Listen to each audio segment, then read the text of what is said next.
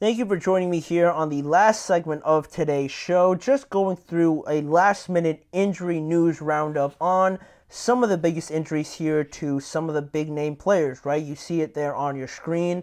Rashee Rice, Malik Nabers, and Jonathan Taylor. Some of the biggest injuries that we have to deal with now, these teams have to deal with now in Week 5 of the NFL. So starting off with one of the biggest ones, we mentioned Rashee Rice before, and the troubles that the Chiefs are going to have without him, right? Because he was really starting to kind of step into that role as being the guy for the Chiefs, right? And it was great to see, right? With when Travis Kelce wasn't performing to start the year, and you just didn't know who was going to step up. You know, Xavier Worthy had a great first game, and it almost overshadowed what Rashee Rice did as well. But he has constantly been a consistent weapon for Patrick Mahomes. You know, he was his go-to guy, and unfortunately, he got hurt. And like I said before, we don't really know exactly what the injury diagnosis is, but we do know that yesterday the Chiefs head coach Andy Reid announced that Rashee Rice will be going on the injured reserve at least for now. So it does mean that he's going to be out the next 4 games at least. And it's been since last Sunday where we heard that Rashee Rice was going to get further tests.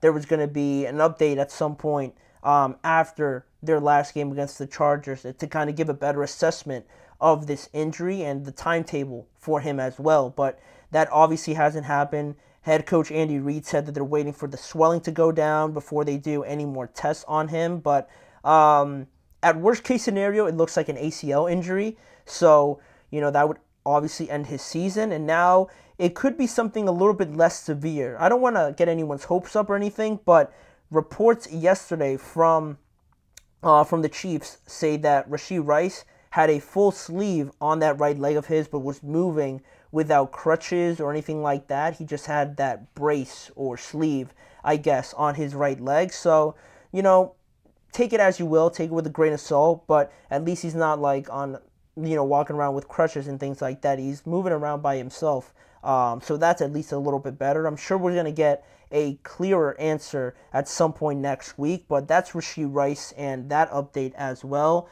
Elsewhere, we look at the Giants wide receiver Malik Nabers. He was first placed on the injury watch coming off of the game on last Thursday against the Dallas Cowboys. On that game where they lost, he had a big night, but it was towards the end of the game where all the big stars got hurt. Micah got hurt, DeMarcus Lawrence got hurt, and Malik Nabers suffered a concussion in that game as well. And because of that, he's obviously a big part of their offense, right? That goes without saying. And he was still going through the protocol, and it came to, I think, yesterday where I think it was Ian Rappaport that reported that Malik Nabers faced an uphill battle to play this week because he just hadn't gone out of the protocol yet. We were into this week already, and then this morning, the head coach of the Giants, Brian Daboll, officially ruled out Malik Nabers with that concussion.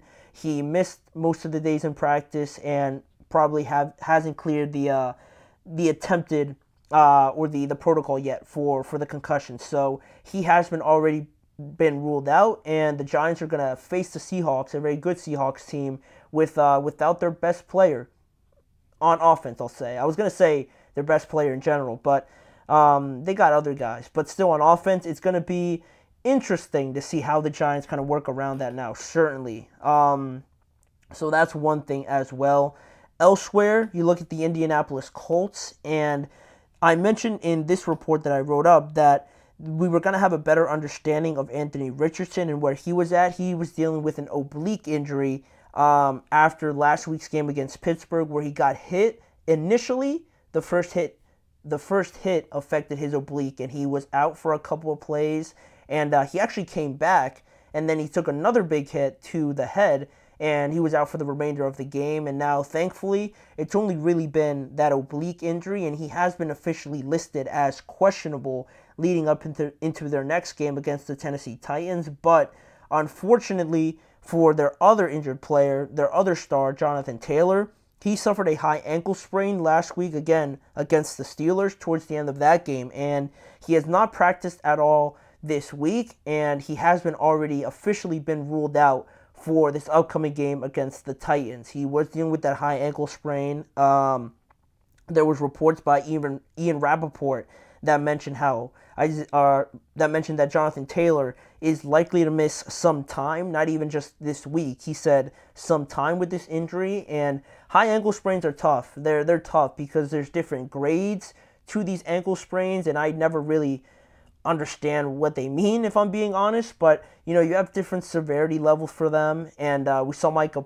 Parsons, injured with a high ankle sprain, and you just never know. I feel like with ankles or like hamstring injuries, things like that, what it's really going to be like, how long they're going to be out, or how close to 100% they're going to be, and what kind of state they're going to be in going forward. So that's going to be a tough loss for them, running the ball with this great offensive line. The Titans haven't been so hot, they're 1-3, so maybe you feel a little bit comfortable with him missing this game, but I think it's just going forward that it does become a little bit dicey because you don't want him to be out for too long. That's going to be a guy you obviously need to have out there for this Colts team. Elsewhere, we look at some of the official injury designations we have with some of these teams. We look at the New York Jets officially ruling out Morgan Moses. CJ Mosley is doubtful with still that toe injury that has kept him out for the last 2 weeks now. It looks like he's going to miss a third straight game. TJ Hawkinson was on the injury report for the Vikings, but he's actually, I think, coming back, I think this week or next week, officially to practice after recovering from that ACL injury and being activated off of the PUP list. So that's positive, but he's not going to play again, obviously. Then we look at the Houston Texans now, and they're dealing with an interesting situation because on their official injury report, they have already ruled out Joe Mixon, and they haven't ruled out, or they have Dameon Pierce listed as questionable right now, which, again, it leaves the door open, but they're not going to have Joe Mixon now for a third straight game as well, and it's going to be a huge miss, like I mentioned before, with facing the Buffalo Bills. And I think through the first 2 weeks that I saw Joe Mixon play, as good as Tank Dell and as good as Nico and Stephon Diggs are, when Joe Mixon is playing, this Texans team, you really get to see how good they can be, because if he's running the ball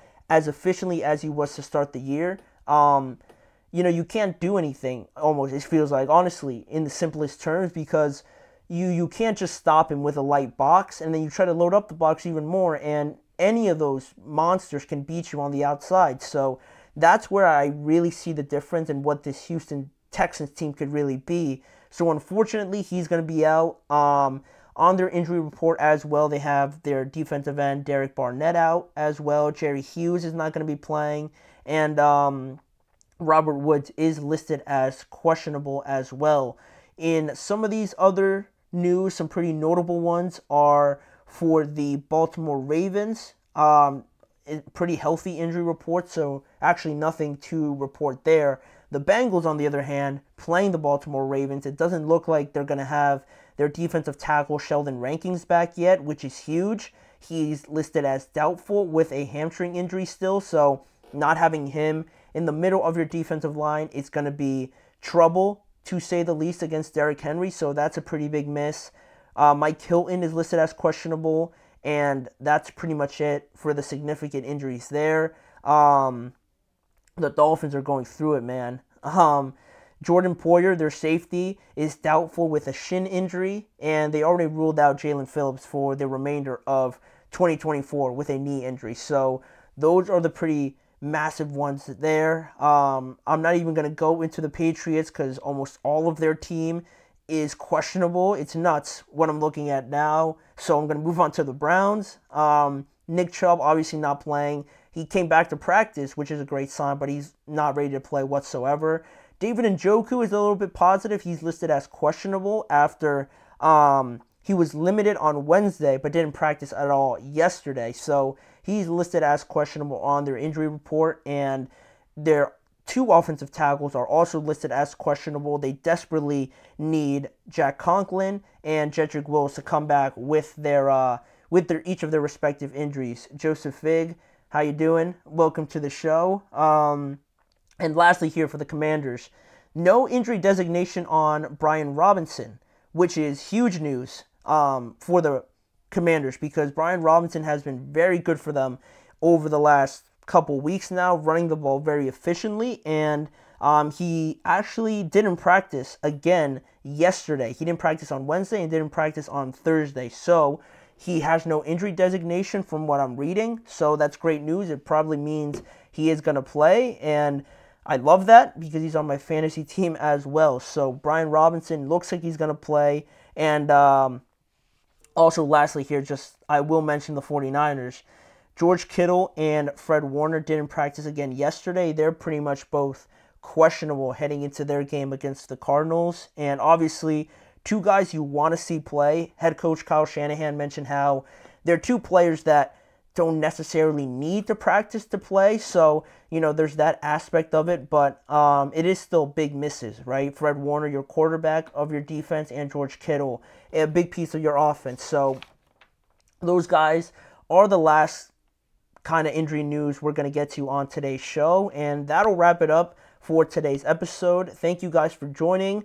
Please remember to like, follow, and subscribe to the GSMC Chip Shot Football Podcast, and follow and go check out more of the content around this show on both YouTube channels, the Podcast Network channel and the GSMC Sports Network channel, to find more NFL coverage, but in a variety of different ways on there for you guys to go check out. And lastly, make sure to tune in every weekday at 6:30 p.m. Eastern Time for more reactions, breaking news, coverage around the NFL as well, with me, Manny Maradiaga, as your host. Thanking you for joining me here. Hope you guys have a great weekend. Go watch the football games, and we'll come back on Monday to discuss all of them when we get there.